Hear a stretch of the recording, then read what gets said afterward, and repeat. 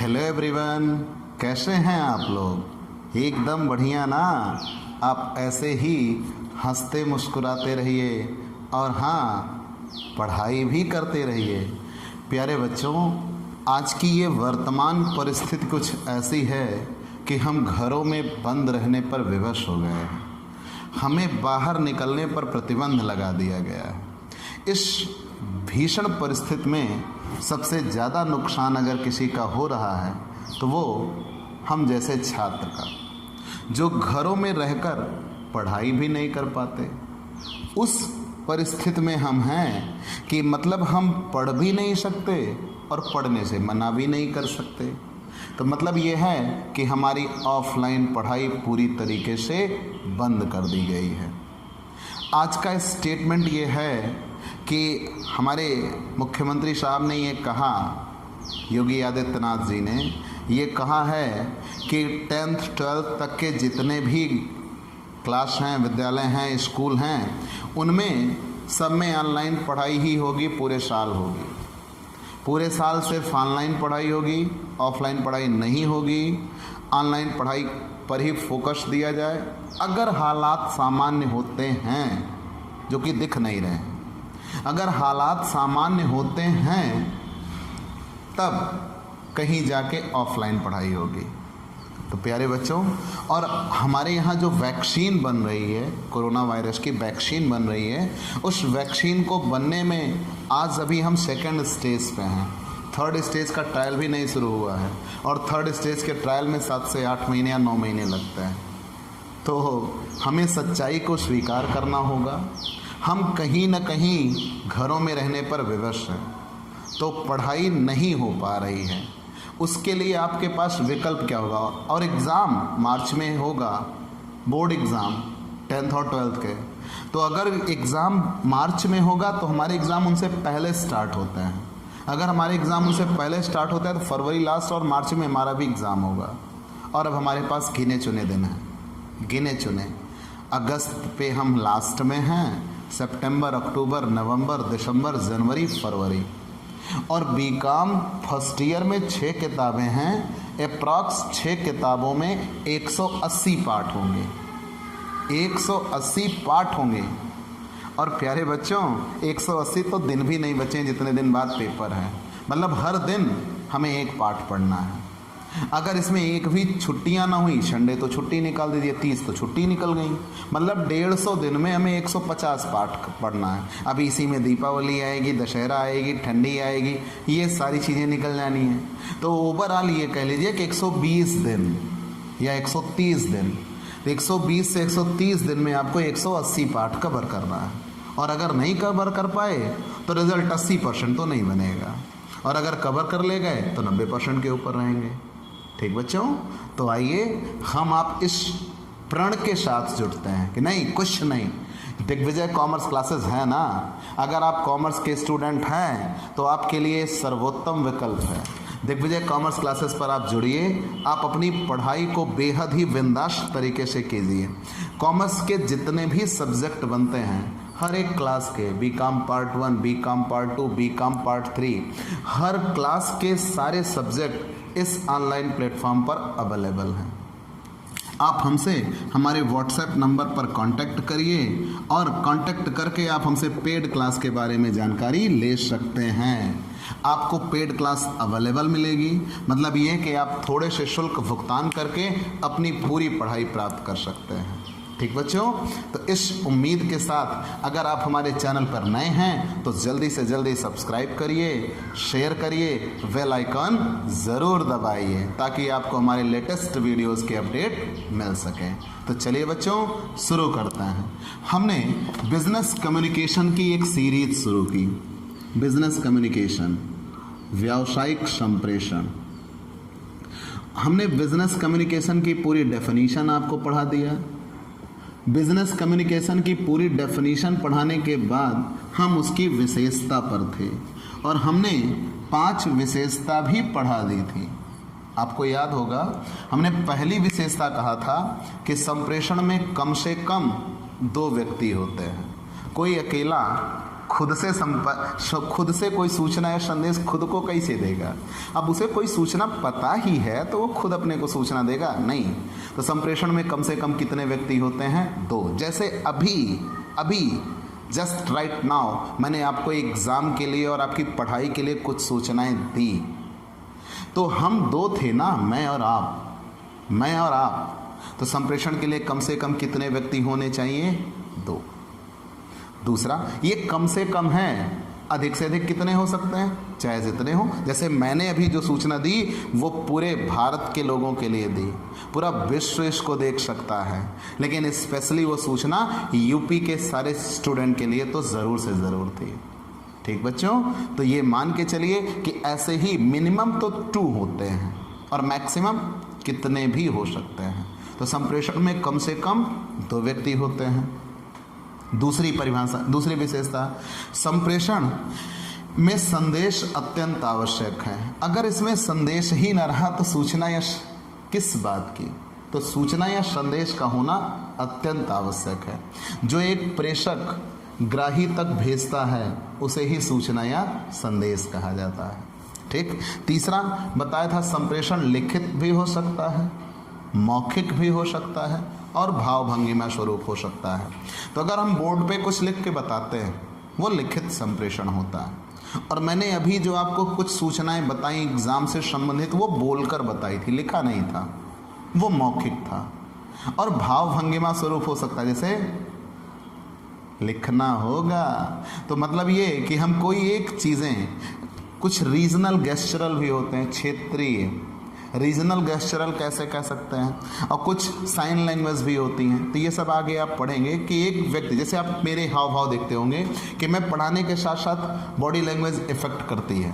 तो यहाँ तक कहा जाता है किसी भी संप्रेषण प्रक्रिया में केवल 40% वर्ड होते हैं, वर्ड पावर ओनली 40%, 60% तो हाव भाव होते हैं।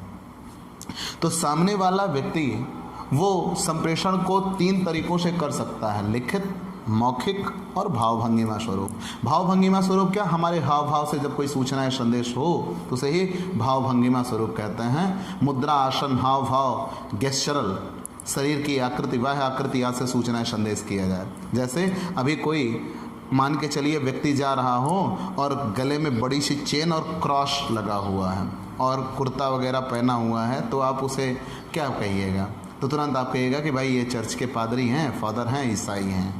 अगर वो मान लीजिए ग्रीन या कह लीजिए कि ये कुर्ता जैसा और नीचे लुंगी टाइप में लगाया हुआ है, टोपी लगाया हुआ सिर पे, तो टोपी दिखी नहीं कि आपने कह दिया कि मुस्लिम भाई हैं। अगर वो मान के चलिए भगवा पहने हुए हैं तो आप कह देंगे हिंदू भाई हैं। तो कहने का मतलब ये है कि आप उनके गेटअप, उनके हाव भाव से ये जान लेते हो हाँ ये हैं।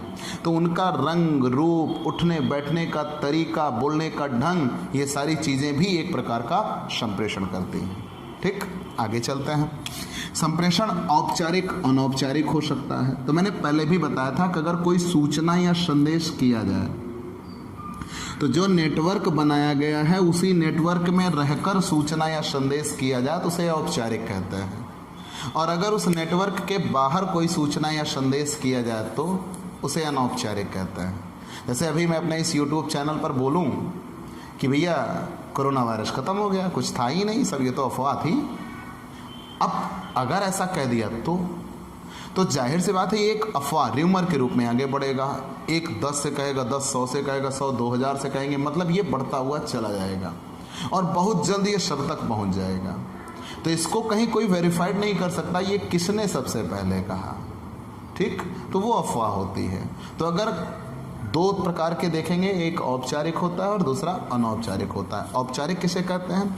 जो एक नेटवर्क बनाया गया उसी नेटवर्क में रहकर सूचना या संदेश किया जाए तो उसे औपचारिक कहेंगे, और अगर उस नेटवर्क के बाहर सूचना या संदेश किया जाए तो उसे अनौपचारिक कहते हैं। और संप्रेषण एक द्विमार्गी प्रक्रिया होती है। द्विमार्गी क्यों कहा जाता है? क्योंकि ये एक व्यक्ति, प्रेषक, सूचना या संदेश भेजता है ग्राही तक, ग्राही सूचना या संदेश पाने के बाद फीडबैक देता है प्रेषक तक।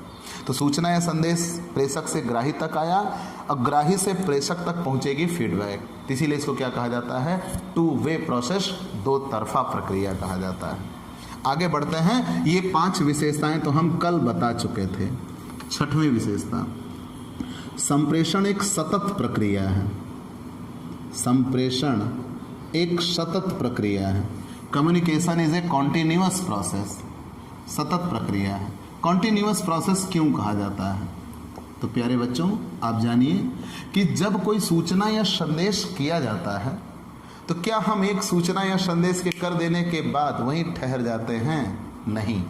इंसान हमेशा सूचना या संदेश करता रहता है, एक के बाद दूसरा, दूसरे के बाद तीसरा, तीसरे के बाद चौथा। मतलब ये एक कॉन्टिन्यूअस प्रोसेस है, चलता रहेगा, आगे बढ़ता रहेगा। ठीक, तो सूचना या संदेश एक सतत प्रक्रिया होती है जो निरंतर, ये कभी रुकेगी नहीं, निरंतर चलती रहेगी। ठीक, हम लिख के किए, बोल के किए, हाव भाव से किए, अगर हम सो रहे हैं तो भी एक संप्रेषण हो रहा होता है कि सामने वाला नींद में है, इसे कुछ ना कहो। ठीक, तो मतलब यह है कि हम सूचना या संदेश तो निरंतर कर रहे होते हैं। ठीक बच्चों, आगे बढ़ते हैं। संप्रेषण अल्प संदर्शी है। संप्रेषण अल्प संदर्शी है, अल्प संदर्शी प्रक्रिया है।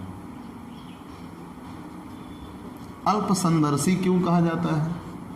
ध्यान देना बच्चों, अल्प संदर्शी का मतलब यह है कि जब कोई सूचना या संदेश किया जाए तो जिस व्यक्ति के द्वारा सूचना या संदेश किया जाए वो जितनी चपलता और चतुरता के साथ सूचना या संदेश करे, सामने वाला व्यक्ति यदि सूचना या संदेश को उसी स्फूर्ति के साथ, उसी तरीके से उसको ग्रहण करे तो इसमें बहुत कम समय लगता है।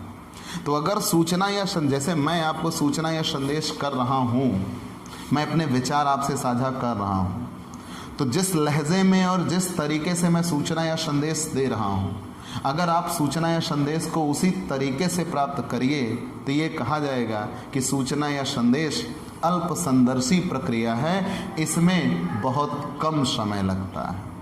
ठीक, मतलब ये कि समय की बचत होगी और दूसरी चीज़ यह है कि सामने वाले के मस्तिष्क पर इसका अच्छा इफेक्ट प्राप्त करेगा। मतलब जितनी तीव्रता से सूचना या संदेश भेजा जाए, अगर सामने बैठा व्यक्ति उतनी ही तीव्रता से उसको प्राप्त करे तो इसे क्या कहा जाएगा? अल्प संदर्शी कहा जाएगा। लो गॉसिप, मतलब लो गॉसिप, इसमें बहुत कम समय लगेगा, लेस टाइम कंज्यूमिंग कहा जाता है, लेस टाइम कंज्यूमिंग प्रोसेस कहा जाएगा।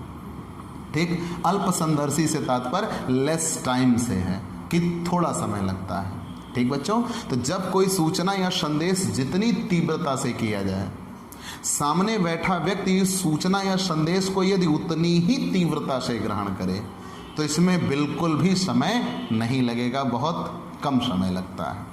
चलिए आगे बढ़ते हैं। संप्रेषण में उचित माध्यम की आवश्यकता होती है।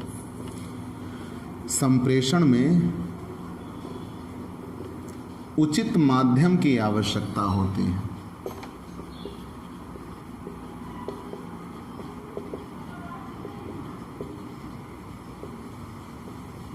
संप्रेषण में उचित माध्यम की आवश्यकता होती है। कैसे? मान लीजिए आपको कोई सूचना या संदेश करना है, तो मैंने पहले भी बताया था कि सूचना या संदेश में 5 तो मेन एलिमेंट होते हैं। कौन कौन? याद आया?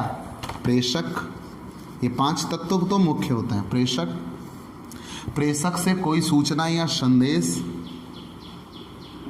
किसी माध्यम से मिला ना, माध्यम से किसी ग्राही तक पहुंचता है और ग्राही उसका क्या देता है? फीडबैक देता है, प्रतिपुष्टि। जैसे ही उनको प्रतिपुष्टि मिलेगी संप्रेषण प्रक्रिया पूरी हो जाएगी।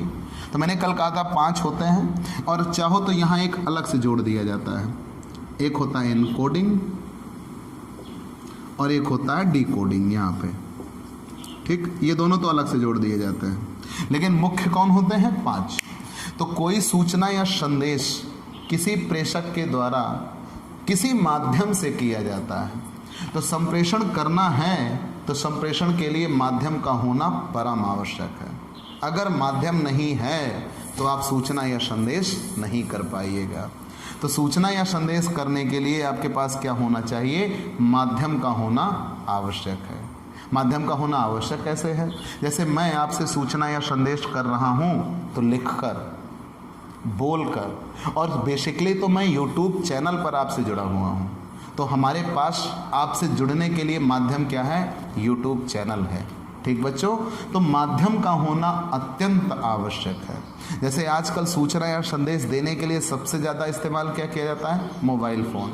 ये मोबाइल फ़ोन ना हुआ रिश्तों की तो ये दरार बन के सामने आ गया।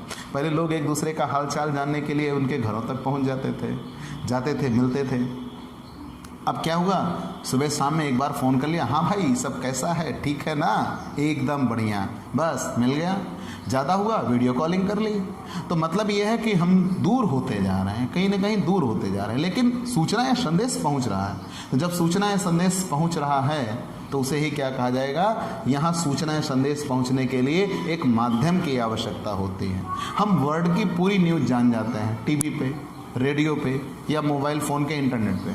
तो ये सब मोबाइल फ़ोन, टीवी, रेडियो, ये सब क्या है? माध्यम है। तो किसी भी सूचना या संदेश को एक व्यक्ति से दूसरे व्यक्ति तक पहुंचाने के लिए माध्यम की आवश्यकता होती है। ठीक, आगे बढ़ जाते हैं। संप्रेषण बौद्ध क्षमता के सेतु की तरह काम करता है। संप्रेषण बौद्ध क्षमता से आपकी स्किल की बात की जाती है। बौद्ध क्षमता के सेतु की तरह कार्य करता है। सेतु की तरह कार्य करता है।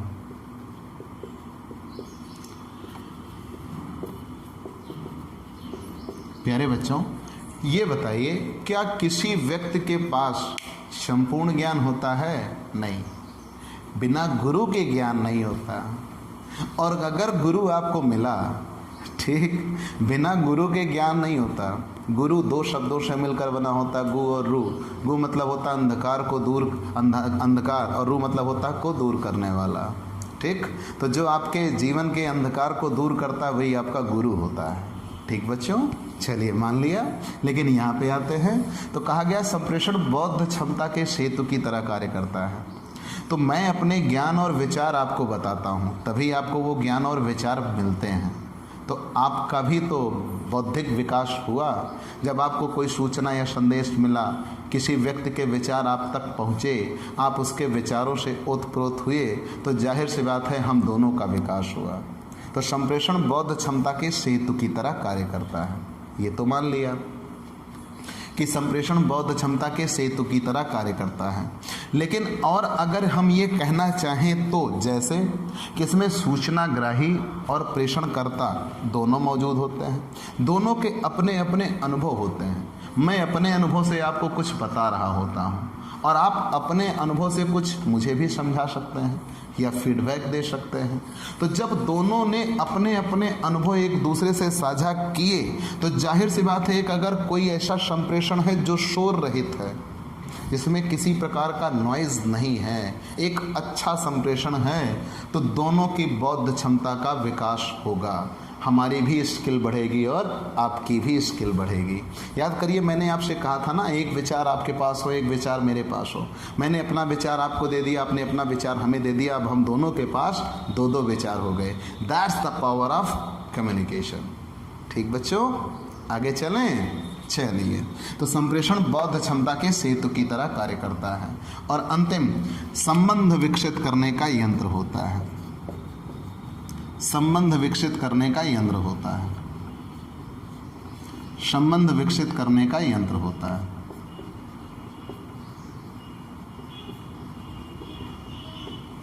कैसे?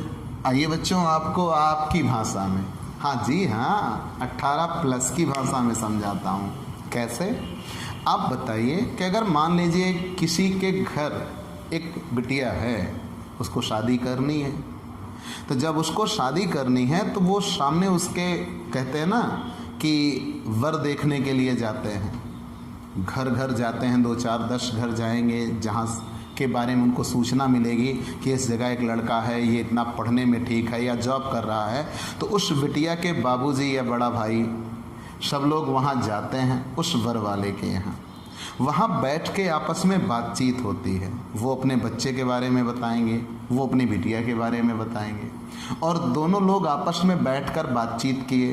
अगर दोनों लोगों के विचार मिले तो एक डेट मुकर्रर हुई, उस डेट पर फिर दिखाई सुनाई होगी, फिर आगे चलकर संबंध बढ़ेंगे। लेकिन मुद्दा यह है कि कह दो यहाँ से संप्रेषण नहीं होगा, जाएंगे देखेंगे, ऐसे बैठे हैं, वो भी देख रहे हैं उनको, वो भी देख रहे हैं उनको, क्या उन्हें पता चलेगा कि ये लड़का देखने के लिए आए हैं? क्या उन्हें पता चलेगा कि अपनी बिटिया की शादी के लिए आए हैं? नहीं, दोनों एक दूसरे से देख रहे हैं, लेकिन दोनों को कुछ भी नहीं पता चलेगा। तो मुद्दा यह है कि अगर किसी के संबंधों की शुरुआत होती है तो कहाँ से होती है? संप्रेषण से होती है।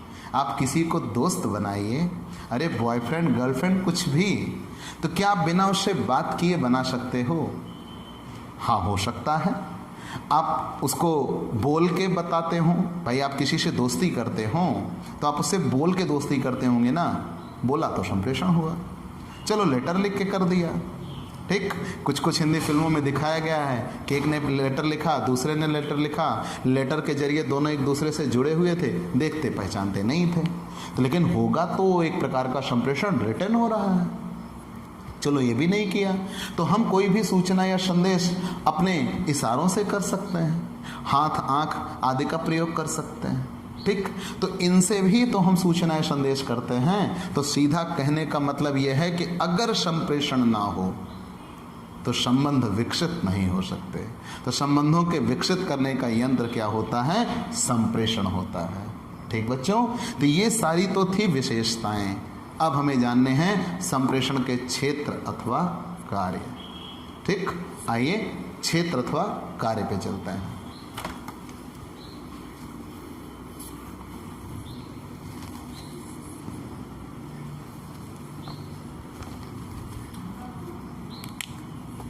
क्षेत्र अथवा कार्य, ध्यान देना बच्चों। तो संप्रेषण का क्षेत्र तो आज अत्यंत व्यापक है। एक ऑब्जेक्टिव क्वेश्चन, संप्रेषण का क्षेत्र क्या है? वाइड, व्यापक। व्यापक क्यों कहा जाता है? एक बच्चा जन्म लेने के साथ ही संप्रेषण करना शुरू कर देता है और जब तक उसकी मृत्यु नहीं हो जाती तब तक वो संप्रेषण करता रहता है। तो संप्रेषण का क्षेत्र अत्यंत व्यापक है, वाइड कहा जाता है, ठीक। मतलब पूरे विश्व से आज हम जुड़े हैं। विश्व तो क्या, पूरे ब्रह्मांड से हम जुड़े हुए हैं। यहाँ तक कि हम एक ग्रह के प्राणी हैं, दूसरे ग्रह से भी सूचना ले आ रहे हैं। तो मतलब ये संप्रेषण का क्षेत्र अत्यंत व्यापक है, ठीक। लेकिन कुछ शब्दों में इसको पढ़ाया गया, समझाया गया, वो हम जानते हैं। लेकिन ऑब्जेक्टिव क्वेश्चन की नीयत से अगर आप पढ़ रहे हो तो आप सिर्फ इतना पढ़िए, संप्रेषण का क्षेत्र क्या है? व्यापक है। संप्रेषण का प्रयोग कहाँ है? हर जगह है, ठीक। व्यापार, व्यवसाय, किसी पेशे में आप आ जाइए, व्यक्तिगत जीवन में आ जाइए, संबंधों पे आ जाइए, चाहे जहाँ आप बात कर लीजिए, संप्रेषण का क्षेत्र अत्यंत व्यापक है और संप्रेषण का प्रयोग हर जगह होगा, ठीक। चलिए मान लिया। सबसे पहला, सूचनाओं की साझेदारी। सूचनाओं की साझेदारी ये कैसे हुआ? अगर मेरे पास कोई सूचना या संदेश है, सूचना या संदेश है, तो उस सूचना या संदेश को मैंने आपको बताया, तो हमारे और आपके बीच में सूचनाओं की क्या हुई? पार्टनरशिप हुई, ठीक। मेरे पास जो सूचना या संदेश है वो आपके पास पहुंचा, तो हम दोनों के बीच में क्या हुआ? सूचनाओं की साझेदारी हुई, ठीक बच्चों। आगे बढ़ जाते हैं। दूसरा, फीडबैक। फीडबैक, प्रतिपुष्टि। फीडबैक किसे कहेंगे? जब कोई एक सूचना या संदेश प्रेषक के द्वारा ग्राही तक पहुंचाया गया, जब कोई एक सूचना या संदेश प्रेषक के द्वारा ग्राही तक पहुंचाया गया, तो ग्राही उस सूचना या संदेश पर अपनी प्रतिक्रिया देता है कि उसको सूचना या संदेश पसंद आया, कैसा लगा, कैसा नहीं लगा। तो जब सूचना या संदेश पर वो अपनी प्रतिक्रिया देता है उसे ही फीडबैक कहते हैं। तो इसमें फीडबैक भी होगा, ठीक। आगे बढ़ गए। फीडबैक पता लगा जब कोई सूचना या संदेश प्रेषक के जरिए ग्राही तक किया गया, तो ग्राही उस सूचना या संदेश को पाने के बाद प्रत्युत्तर में अपना जवाब देता है कि हाँ उसे ये चीज़ पसंद आया, नहीं आया। जैसे कोई मान के चलिए, आप कोई व्यक्ति आपसे कोई सूचना या संदेश कर रहा तो आपसे बताएगा, हाँ भाई ज़रूर बताना कि आपको ये कैसा लगा, तो वो फीडबैक कहलाता है। जैसे हम आपसे ज़रूर पूछते हैं कि अगर आपको हमारे द्वारा दी जाने वाली क्लास अच्छी लग रही है, पसंद आ रही हैं। तो आप हमारे YouTube चैनल पर नए हैं तो सब्सक्राइब जरूर करिएगा, बेल आइकन दबाइएगा।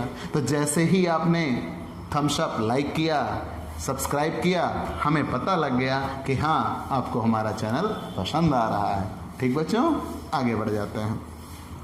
नियंत्रण का आधार। अगर मान लीजिए हमें कोई चीज़ कंट्रोल करनी है, कहीं भी नियंत्रण किसी भी चीज़ पर, मान लीजिए आप एक व्यवसाय की नीयत से देखिए, आपने अगर व्यवसाय किया है, आपके यहाँ वर्कर है, आप उनके सुपीरियर हो, आप उनके सीनियर हो, आप उनके बॉस हो, तो आप उनको नियंत्रित करने के लिए विभिन्न शब्दों का इस्तेमाल करते हो, रूल एंड रेगुलेशन बनाते हो और उनको फॉलो करवाते हो। तो वो सारी चीज़ें किसकी वजह से संभव हो पाती हैं? कम्युनिकेशन की वजह से। अगर आपने कम्युनिकेशन नहीं किया तो आप रूल एंड रेगुलेशन को फॉलो नहीं करवा सकते, तो आप उनको कंट्रोल भी नहीं कर सकते। तो अगर कंट्रोलिंग करनी है तो नियंत्रण का आधार क्या होगा? संप्रेषण होगा। शेष विश्व से संपर्क। शेष विश्व से संपर्क कैसे? शेष विश्व से संपर्क, प्यारे बच्चों, आज आप यहाँ हो और आप पूरे विश्व की न्यूज़ जानते हो। जैसे आज का करंट न्यूज़ क्या है? अमेरिका के राष्ट्रपति डोनाल्ड ट्रंप का एक ब्लॉग हटा दिया गया और परसों उनके भाई की मृत्यु हो गई। ना तो डोनाल्ड ट्रंप हमसे मिले, ना उन्होंने हमें बताया कि मेरा छोटा चला गया इस दुनिया से, लेकिन हम हैं यहाँ, लेकिन हमने उनके देश अमेरिका की पूरी बातें यहाँ पे हमें पता है। ठीक बच्चों, जब उनके देश की हमें पूरी बातें यहाँ पता हैं, जैसे चीन में कुछ मस्जिद थी, मस्जिद को तोड़वा के वहाँ शौचालय बनवा दिया गया। अब बताओ, तो कहने का तात्पर्य हम तो वहाँ नहीं गए थे, अरे नहीं जाना भैया, कोरोना वायरस इतना तगड़ा दे दिया, नहीं जाऊँगा, लेकिन आप जानते तो हो। तो कहने का मतलब ये है कि आप एक जगह रहकर दूसरे देश की खबर ले आ रहे हो। ये किसकी पावर है? कम्युनिकेशन की पावर है।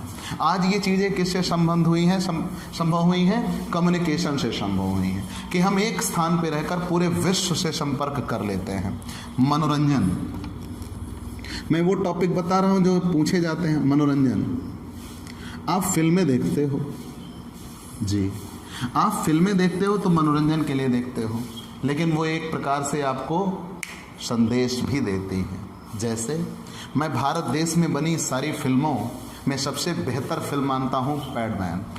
क्यों भाई? ये कॉपीराइट इशू नहीं है, ठीक है? मैंने कहा क्यों। और हमारे देश का प्रधानमंत्री लाल किले की प्राचीर पे खड़े होकर 15 अगस्त को अगर ये बोल सकता है कि हम सैनिटरी पैड या नैपकिन पैड इस्तेमाल करने के लिए दे रहे हैं, बहुत कम से कम कीमत पर लेके आ रहे हैं, तो हमें इस गंभीर समस्या के बारे में सोचना होगा। बहुत से ऐसे देश हैं, मैं एक देश का नाम बताता हूँ आपको, जिम्बाब्वे। तो जिम्बाब्वे में क्या है कि वहाँ लड़कियों को ये चीज़ें मिल भी नहीं पाती, मतलब वहाँ 1-2 रुपए के बलात्कार जैसी चीज़ें होती हैं। आप अपने ही देश में आर्टिकल 15 वाली फिल्म देखिए। आर्टिकल 15 जब आप देखेंगे तो आपको पता लगेगा क्या यार 3 रुपए के लिए ये चीज़ें हो सकती हैं। तो आपको ये चीज़ें ज्ञान देती हैं। ठीक, मनोरंजन तो है, लेकिन मनोरंजन के साथ साथ ये क्या होती हैं? शिक्षाप्रद होती हैं। ठीक बच्चों, तो हमने ऐसे ही, मैंने एक टॉपिक उठाया कि एक फिल्म का, तो आप कोई भी सूचना या संदेश, जैसे तरह तरह के पहले नाटक या रंगमंच आयोजित किए जाते थे, तो वो मनोरंजन करते थे, लेकिन मनोरंजन करने के साथ साथ वो आपको एक सूचना भी देते थे। ठीक, तो उन सूचनाओं को किसके जरिए पहुंचाया जाता है? संप्रेषण क्रिया ही होती है। आगे बढ़ जाते हैं। वाद विवाद, अगर किसी से कोई झगड़ा वगड़ा होगा भैया, वाद विवाद, तो वाद विवाद का निपटारा किसके जरिए संभव है? बातचीत के जरिए संभव है। भारत और पाकिस्तान दोनों आमने सामने हैं, एकदम इस सिचुएशन में हैं, ठीक, लेकिन दोनों के बीच में कहीं ना कहीं बातचीत का अभाव है। अगर दोनों के बीच में बातचीत हो सके तो मिल बैठकर अगर दोनों ने आपस में बातचीत की तो जाहिर सी बात है दोनों अच्छे से अच्छे या बड़े से बड़े समझौते कर सकते हैं। ठीक, और बड़े से बड़े विवाद को सुलझाया जा सकता है।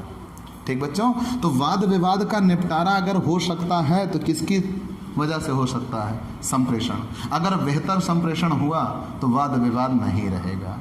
सांस्कृतिक प्रोत्साहन, जो कल्चरल एक्टिविटीज़ होती हैं ये उनको भी प्रोत्साहन देता है।